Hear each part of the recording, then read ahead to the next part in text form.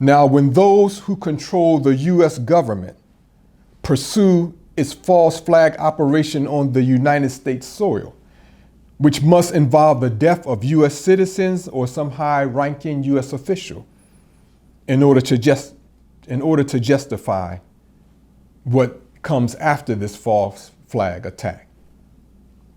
At that point, the full support of the U.S. citizenry will not be required to suspend the U.S. Constitution and launch its bloodthirsty war to the delight of the international banking families of Europe. Now, President Trump has already stated in words and on several occasions that he has alone the authority to implement martial law. So you can depend, and I can depend on Congress being able to do anything, since they gave up their power, nearly all of it, during the Bush administration and their campaign against Afghanistan and Iraq. So they're like wounded ducks that all they can do is maybe deliberate over a budget and pass it. But other than that, they're almost obsolete. I'm talking about your Congress. Because if you can't stop one man from waging war, he don't even need a war declaration. He can just send ships over there. And you can't stop him from invoking martial law on U.S. soil as a Congress. Then you don't have any power to protect the U.S. citizens. Won't you admit that? Stop faking the funk, as they used to say back in the day.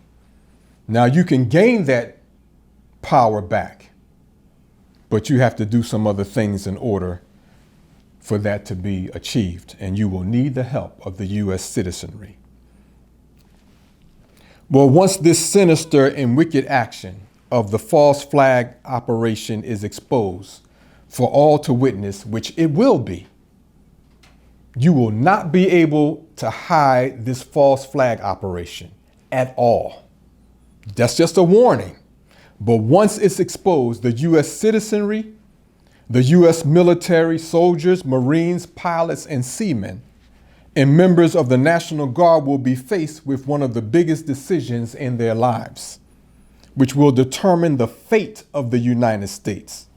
And this too is written in the prophecies. Again, we cannot get out of God's plan for how he plans on destroying the world of Satan and bringing in his eternal kingdom, which we all have an opportunity to be a part of, or we can go down with Satan.